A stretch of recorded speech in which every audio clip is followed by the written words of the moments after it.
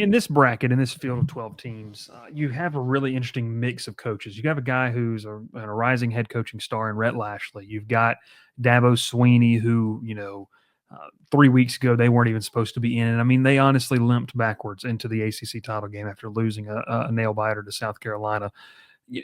You have coaches that are either established or they're up and coming, but then you kind of have these coaches. You mentioned James Franklin. I'll throw Ryan Day into that category as well. Who's under the most pressure in terms of a coach in this one? Is it cut and dry Ryan Day to you? I mean, that's my pick. I think he's under immense pressure. If you lose and you don't look good at home, that's tough. James Franklin could be the same because arguably you're facing one of the weaker teams. Who's under the most pressure to you? I don't think it's either one of those guys. I mean, certainly the pressure's there, and I think Ryan Day, if Ohio State doesn't win the national championship, he's probably going to be fired. Gosh, I don't know. I mean, it's hard to say. I almost want to lean Kirby Smart. I mean, you think about it. He's coming off in a year when they still won the SEC championship, his worst regular season since his first year. And Georgia has looked really bad at times this year. Yeah. I mean, it feels crazy to say that he's under the most pressure, but I mean, he won 2 national championships in a row. They had a really up and down regular season, the worst that they've had. You look at their draw. I know Georgia fans certainly think that they have a really straightforward path to the title game. And I kind of feel the same way. I think, if Georgia plays to their potential, they are the best team on their side of the bracket, as they should be as the number 2 seed. I think there's a lot of pressure there on Kirby Smart too. I mean, you can't show up in the quarterfinal and lose to Notre Dame. That would be bad. You've at least got to win one, in my opinion. Right. Yeah. You do. I mean, he certainly gets, some patience with his starting quarterback being injured. But then again, you have a month to prepare a guy. I mean, if you're really good coaches like Georgia has, you should be able to get those guys ready and to be able to get Gunnar Stockton ready, who's been, one snap away from being the guy all year. At this point in the year, he should be ready to go. If Georgia falls flat against, I mean, it's certainly his job's not on the line or anything like that. Yeah. I feel like there's some pressure on him.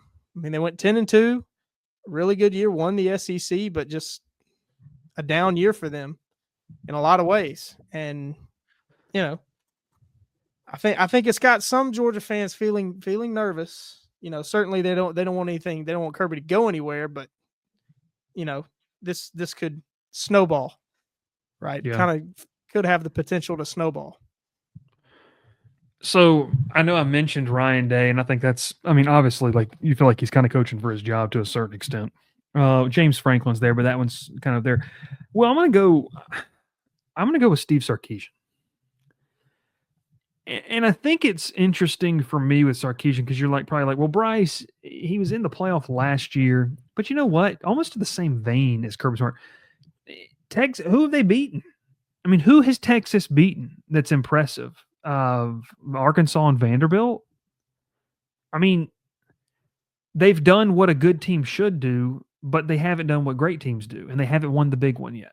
And if Texas gets beat by Clemson, while we've sat here and talked very highly of Clemson over the past, hour or so, I think there's a certain aspect of this where if they lose, it's kind of like, well, dang, you kind of wasted a really talented roster.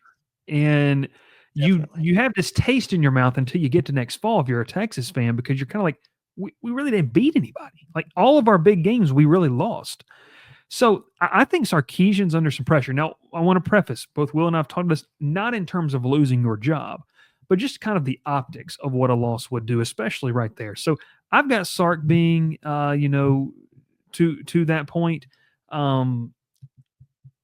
I think, and especially the optics of, like I said, we've spoken very highly of Clemson, and we obviously got the eye test version of them, a couple weeks ago. But if you take a step back, it's a Clemson team, like I just said, shouldn't have really been in the playoff. Like, shouldn't have been in their title game. And you lose to a team that's just kind of hot. You probably have the better roster then. You probably got the better athletes then. But if you lose that game and you just don't look crisp, and I'll just be honest with you, there's a lot of pressure because who's your quarterback? Like, I mean, if you struggle, do you pull Quinn Ewers and really entrench Arch Manning? After this game, if you lose this game, do we see? We've heard reports and seen reports that Ewers could just say, "I'm not going to go to the NFL," but there's some teams offering me some money to come back and play, at the college level. There's all these types of scenarios. So I'm going to go with Steve Sarkisian in that sense. I think it's an interesting matchup there in the first round. If they lose that one, it's just kind of a sour taste left in Texas fans' mouths. They really didn't beat anybody, and I think that would. Yeah, you went to the SEC title in your first year, but you kind of felt like a lot of other teams had to play bad and not play well for you to be able to get there and do that because you didn't really have an exclamation point in your season.